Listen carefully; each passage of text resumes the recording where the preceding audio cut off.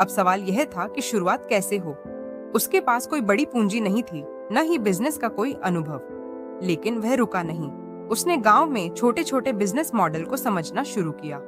रवि ने अपने दोस्त से उधार लेकर कुछ बीज खरीदे और गांव में जैविक खेती, ऑर्गेनिक फार्मिंग का काम शुरू किया। यह एक छोटा प्रयास था, लेकिन यह उसके लक्ष्य की ओर पहला कदम था। 3. असफलता से सीखना।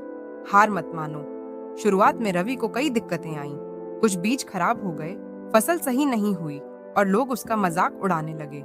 तू किसान का बेटा है, बड़े सपने मत देख, कुछ लोगों ने कहा। लेकिन रवि ने हार नहीं मानी।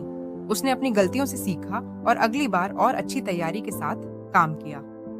उसने इंटरनेट पर खेती के नए तरीकों को खोजा और अपने बिजनेस को सुधारने की कोशिश की। 4. अनुशासन और मेहनत सफलता की कुंजी। रवि रोज सुबह जल्दी उठता, खेतों में काम करता और बाकी समय बिजनेस आइडियाज पर सोचता। धीरे धीरे उसकी मेहनत रंग लाने लगी। उसकी फसलें बेहतर होने लगी और लोग उससे जैविक सब्जियां खरीदने लगे।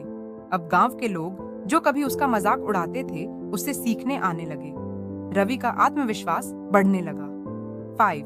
सही मार्गदर्शन और सीखने की आदत। रवि को महसूस हुआ कि अगर उसे और आगे बढ़ना है तो उसे और सीखना होगा। उसने कुछ ऑनलाइन कोर्स किए, सफल किसानों से मुलाकात की और धीरे धीरे अपने बिजनेस को बढ़ाया।